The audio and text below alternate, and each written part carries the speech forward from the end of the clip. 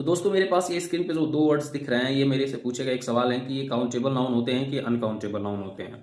तो वीडियो लंबी हो सकती है लेकिन बहुत ही इन्फॉर्मेटिव होने वाली है कि मनी को हम काउंटेबल नाउन कहते हैं कि अनकाउंटेबल नाउन कहते हैं। ऐसे इस स्टार को काउंटेबल नाउन कहते हैं कि अनकाउंटेबल नाउन कहते हैं। तो एक बार वीडियो को पॉज करके आप देखें कि काउंटेबल होते हैं ये सब की अनकाउंटेबल होते हैं। आप बचपन में पढ़े होंगे कि स्टार अनकाउंटेबल की कैटेगरी में आता है, लेकिन मैं आपको इस वीडियो में बता दूं कि स्टार काउंटेबल की कैटेगरी में आता है।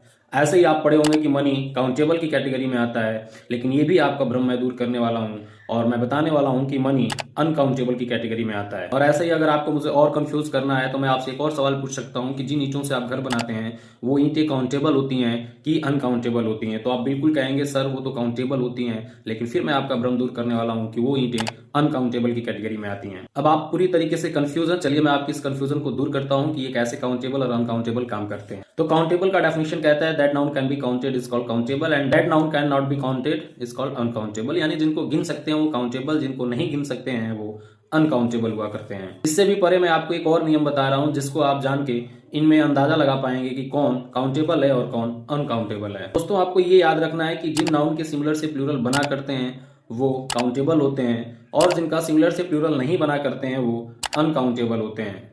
इस हिसाब से इस स्टार का स्टार्स होता है इसलिए काउंटेबल है, मनी का मनीज नहीं होता इसलिए ये अनकाउंटेबल है। आपका वो ईंट ब्रिक का कभी ब्रिक्स नहीं होता है इसलिए वो अनकाउंटेबल की कैटेगरी में आता है। अभी भी आपको कंफ्यूजन है तो कमेंट करें, उसमें मैं आपको क्लियर करता हूं। Thanks for watching.